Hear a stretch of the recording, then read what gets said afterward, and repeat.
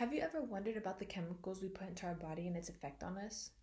Lethal injection is a form of execution the government uses to end a life when someone has committed a crime with substitutes for any other possible methods. This affects the individual being put to death and society as a whole since people's taxes go towards those on death row. I not only have taken criminal law classes that mention how lethal injection plays out or gets into place, but have done research on the aspects that make this style of execution is what it is. As lethal injection still exists today, the history, the concoctions of the chemicals being used, and famous people that have been put to death by this form are the underlying characteristics behind it all. Not only has the death penalty had an impact on the community, but every individual that plays a part in the role of lethal injection's history today. A common form of capital punishment known as lethal injection is one that is known about worldwide, but only few know the logistics behind it all. Over the years, the states adopted a new modification called the three-drug protocol that further enhances the process of execution. As once stated within Elvis's Lethal Drug and Capital Punishments History Journal article in 2016, defines this protocol administered an intravenous infusion of high doses of two drugs, an ultra short-acting barbiturate, and a paralytic agent, which the third drug to the protocol is potassium chloride, to induce cardiac arrest, all of which are the three drugs used within this process.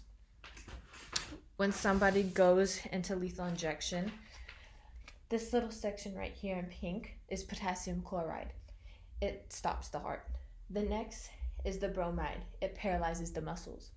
Lastly, midazolam, which is to sedate.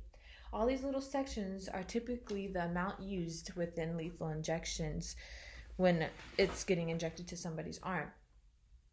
Beforehand, however, they are placed on a bed like this, and they are restrained onto this bed, and then the drug is administered to them. Afterwards, due to its effectiveness, states began to carry out this style of execution more often as results seemed to be less invasive.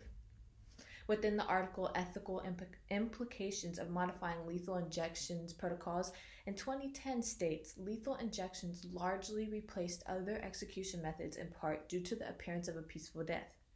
This is the turning point for when the legal system ruled out any other possible execution styles. More likely than not, when an execution was taking place, it was lethal injection. Now that we know the history behind how lethal injection came to be and how others enforced it, we can now discuss the concoctions of the chemicals being used during this process of execution. Every drug used within the three-drug protocol didn't turn out to plan when states began to carry out the executions by lethal injection. As this process became more known across the United States, midazolam, a drug used within the mixture, was one people were worried about most using. In an article named States Delay and Improvise in a Scramble for Execution Drugs by Fernandez in 2015, he defines midazolam as short-acting sedative. It was unreliable. Several states appear to be reluctant to sue midazolam in part because of its involvement in three high-profile executions. This was the part of states, the turning point, beginning to use other alternatives when carrying out executions as they realized the impact this drug had on the individuals that were being executed. Those states continued to use midazolam. They began to realize the toll the other drugs played when scientists and medical professionals began testing their research. As for Grady, in his article in 2014 titled Three-Drug Protocol Persists for Lethal Injections Despite Ease of Using One, describes barbiturates including sodium thipental and pentobarbital infused into the bloodstream can quickly make a person go deeply unconscious, stop breathing, and even die. The further details this process in which this style of execution is carried out.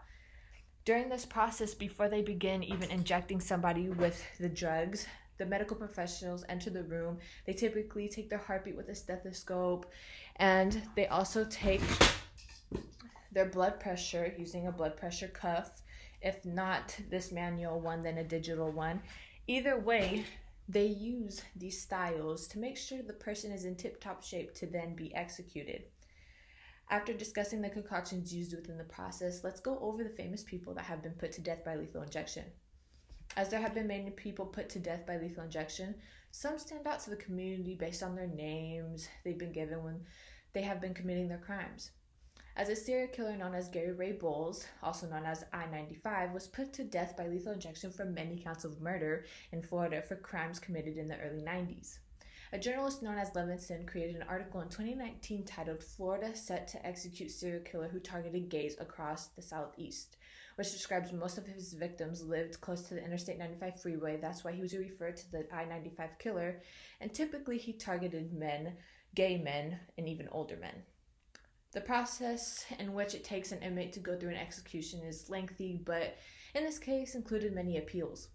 Flynn published in 2019 an article titled "He Terrorized Gay Communities from DC to Florida, and Now the I-95 Killer Has Been Executed," where it states U.S. Supreme Courts denied his 11th hour petition for stay, rejecting his attorney's argument that he was intellectually disabled to be put to death. Following this petition, all statements were denied from getting him relieved from this execution date. The individuals that have been put to death with this method of execution has created a turn in how states handle the cases that get out on death row, as more are trying to abolish this style. Throughout the years, execution methods and techniques have advanced tremendously, as it went from hanging to the electric chair, and now most used being lethal injection. The history of lethal injection has made it to where inmates go out peacefully, and overall the process is easier to carry out.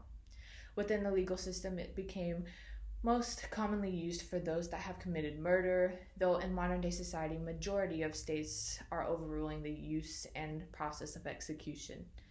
On the other hand, if botched, they deal with many complications, as death could prolong itself, or worse, if survived, the side effects that come along afterwards. Furthering that this technique has to be understood inside and out, being well-rounded with its background, the drugs being used, and the people involved. Thank you for listening.